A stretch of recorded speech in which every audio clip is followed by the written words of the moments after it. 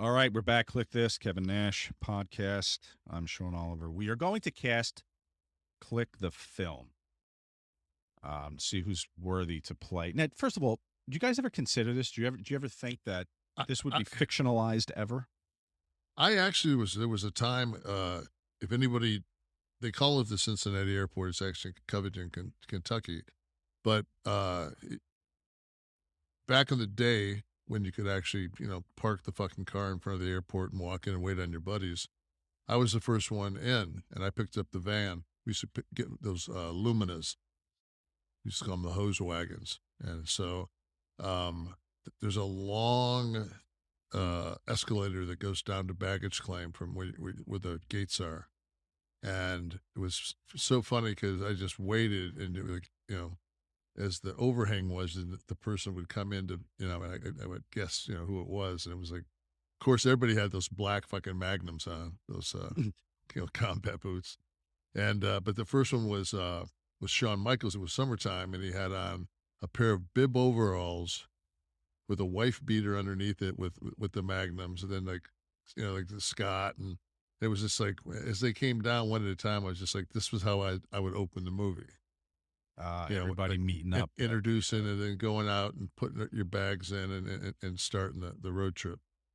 So that was kind of the, I thought about it. I mean, I even, I called it King of the Road. Look at you. Did you write a script for Christ? I did a treatment. Did you really? Yeah, I was going to use Bob Seger's Turn the Page as the theme song. On a long, lonesome highway. Yeah. I see it. I'm seeing it. All right, so I'm going to keep that visual there, because I was going to ask you, like, style-wise, because you're going to cast yours and then I'm going to cast mine. Right. And I want to know stylistically, are you going with something outlandish? Is it a Western? Is it something? No, this is just us. This is straight up. Yeah, this is straight down. And I'm asking Soderbergh to direct. That's right. As you pointed out to me when I was giving you lighting tips for your space, and you're like, when you worked with Soderbergh, you pay attention to lighting. So that was the end of that. You know what came to mind? I was thinking of like casting a biopic. Do you ever see The Dirt, the Motley Crue one that they did on? There it is. Was it Netflix? I guess. Yeah. Yeah. And man, most of the guys were okay in that though, but when you get someone wrong, it really stands out. I don't want to shit on anybody, but all right. So let's do it this way. I'll bring up a Kliq member. You tell me who you would cast in your film. Now, mine is not going to be as straight and narrow as yours. I want mine to be a 70s sitcom.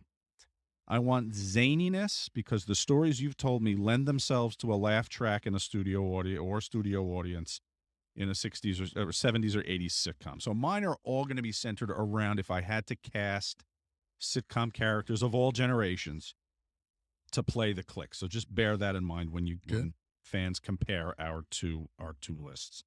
So let's get yours first, Kev, for Scott. Who would you cast for Scott? All right, for Scott, I chose Clint Eastwood. And it's got to be more than the stubble, right? No, it's I just think just that natural coolness. Like, think of like Dirty Harry. I think of him with the Dirty Harry with the Dirty Harry with a curl and a toothpick. Yeah. Now, would Clint have to? Would he have to do the Cuban machismo thing, or he's just playing Scott? He's playing Scott. Just I wonder how he would do though when we had to film some segments of like you guys at TV, like and Clint had to be cutting a promo. If he could go there, be interesting. I don't know. After that Obama one he did in there. Yeah, with the chair, the chair gimmicks. So I'm not holding it against you, Clint. I love you, man. So Clint, all right. So Clint, See, the thing with this is like I tried to pick guys that looked the part, but also guys that, because everybody in the Kliq is a very complex human being. They really are. That's one adjective. Yeah. They really are, and it's just as we go on, I'll explain. Okay, all right, it'll be. So, all right, playing Scott in my sitcom Kliq-com, if you will be Ray Romano. Now, there's something in the voice, okay, and Ray, he can do it. As you see, if he could get a little bit of the stubble going, so he could pull it together. So Ray would be Scott. There is I think there is a similar vibe. There is a coolness Yep. to both of them. Ray's not the zany guy, the wacky guy. So he's kind of got. I could see him playing with the Scott cool vibe. So all right. So that's my Scott. All right. How about Shawn for you? Shawn Michaels. Shawn Michaels. HBK. My choice was Brad Pitt. Are you trying? I mean, is this a birthday present for Shawn that you're handing him there? No, I mean you gotta know that Shawn can go from 0 to 150 miles an hour, as far as just going off, and I think that Brad Pitt proved in Fight Club that he had that kind of range. So I mean, yeah, we go Legends of the Fall, but I was going to say we're in the Legends of the Fall. yeah, because Shawn is I'm trying to give the visual first, and then take the actors and their bodies of work to basically feel the complexities of the characters that they're going to be playing. And I know that Brad Pitt, of course, has plenty of range, and I just thought that would be a strong casting call for that part. Be interesting to see his ring work as well. Maybe Shawn. I wonder if Shawn could put something together, but just a few spots for a scene here and there. He looks like an athletic guy, Brad. Yeah. So Shawn in my sitcom will be played by Jeff Conaway, of the Taxi era. I think he had the requisite look, but also, there was an element of cool, even though there was some silliness happening, of course, on Taxi. He had the cool thing. So I think that Jeff Conaway would have been able to pull off HBK in a Kliq setting. Now, Jeff used to show up a lot at the Forum.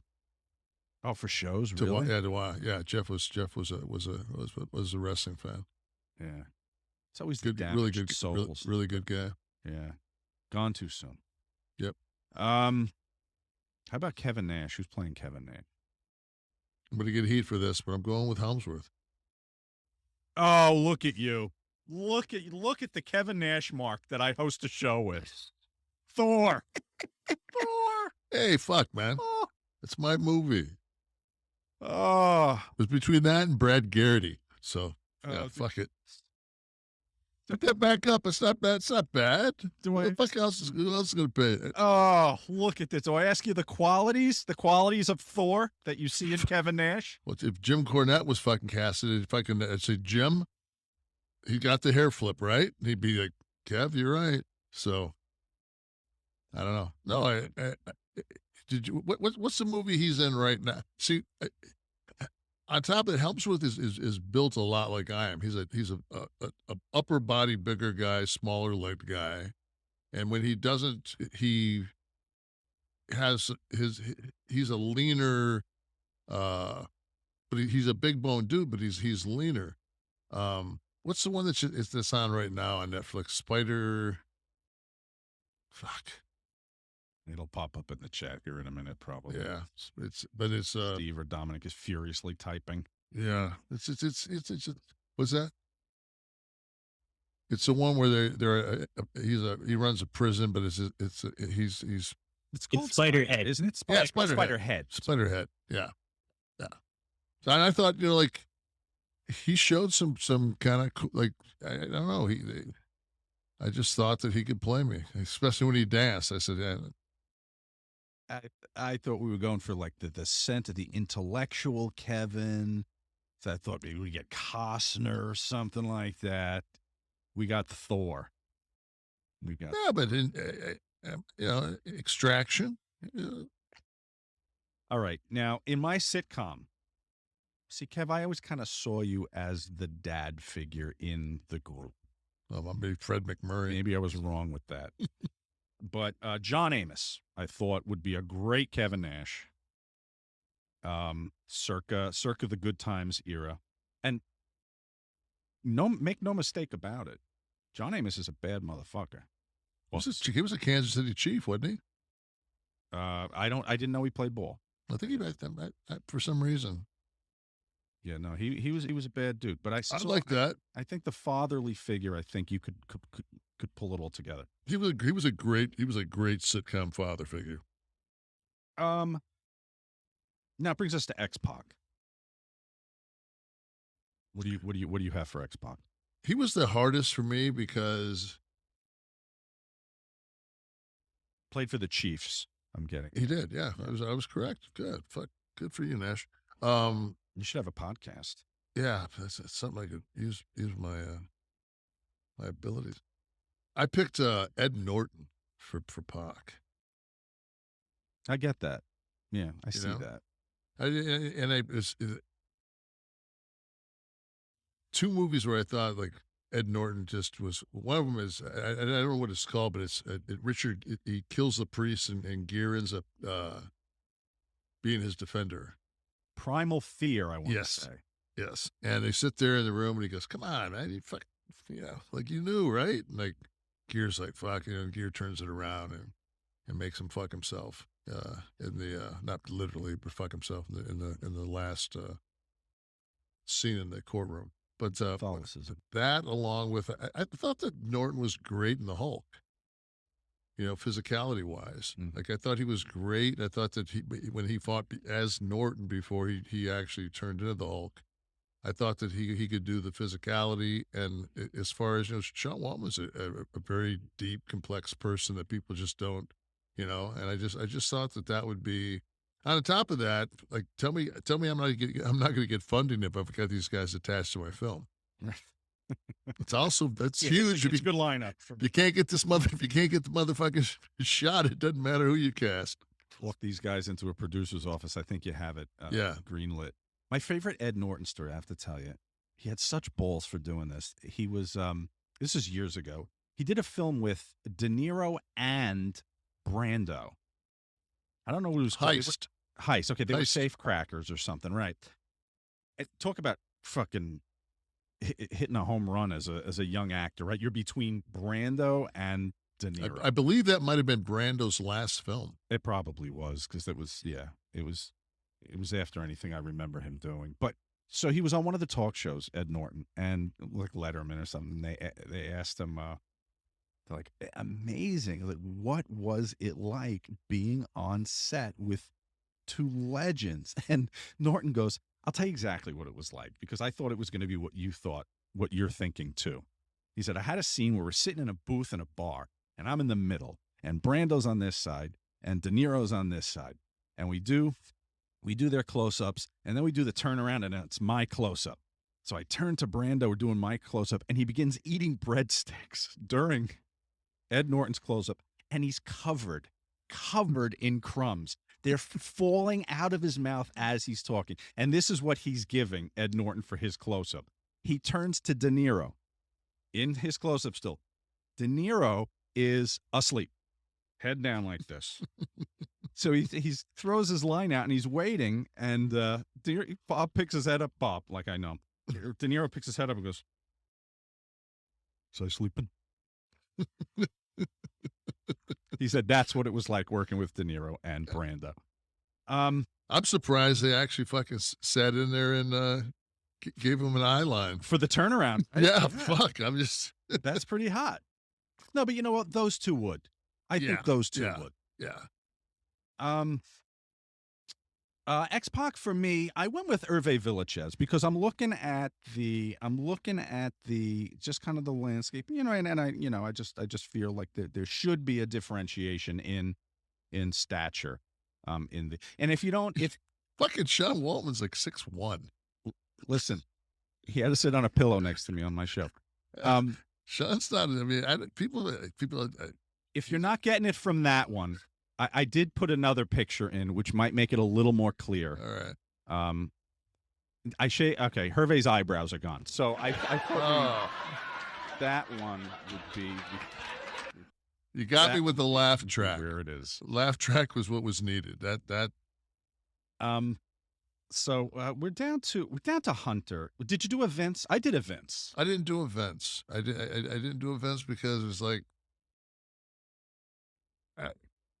he wasn't going to be in my movie.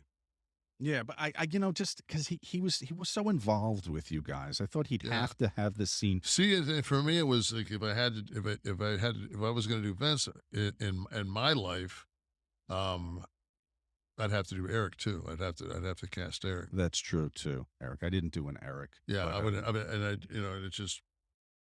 So I just said, eh.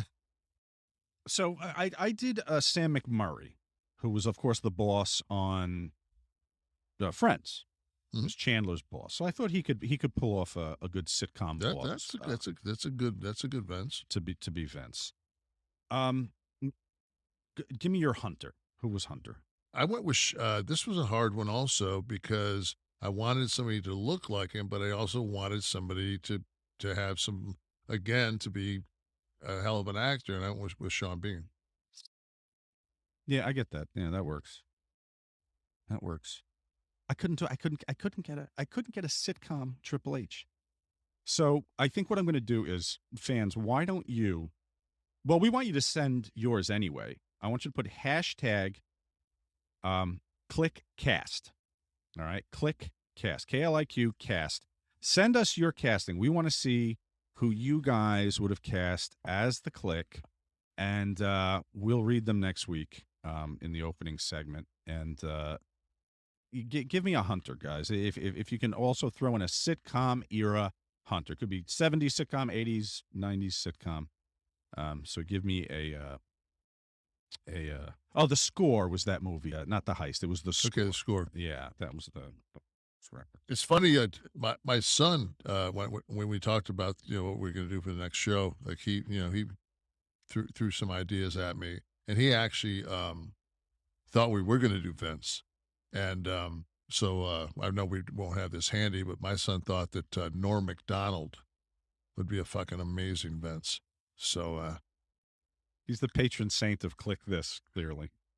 So why don't you guys fucking talk about CAC?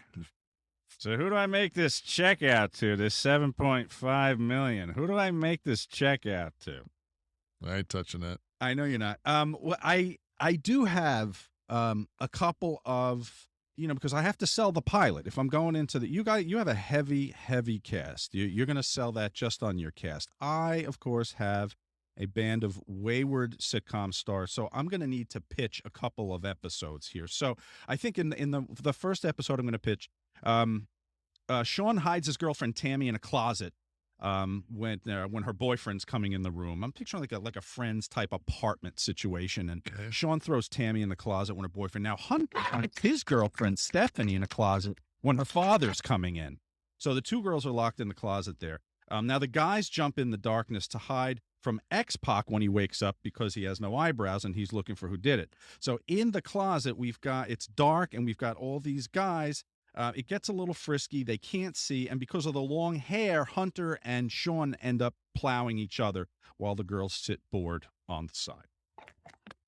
Thank you very much. That would be one episode. The second one, the day after the big Halloween party, Scott comes over to Sean and Kev's crib. He spends the day on the bowl with the shits because it turns out they all split a bag of 100 Hershey's Kisses. Scott got 34, while Kevin and Sean had 33 each. Nah. So with the bathroom tied up all day, X-Pac is forced to shit in a friend's crown, who was left there after the Halloween party. So that could be another episode. I could see. God, that's eerily like I'm almost like I watched that scene before. You're feeling like it happened. Yeah. Let me tell you something. Because of the star power that we are talking about in our respective shows here, they're going to get endorsements. Okay,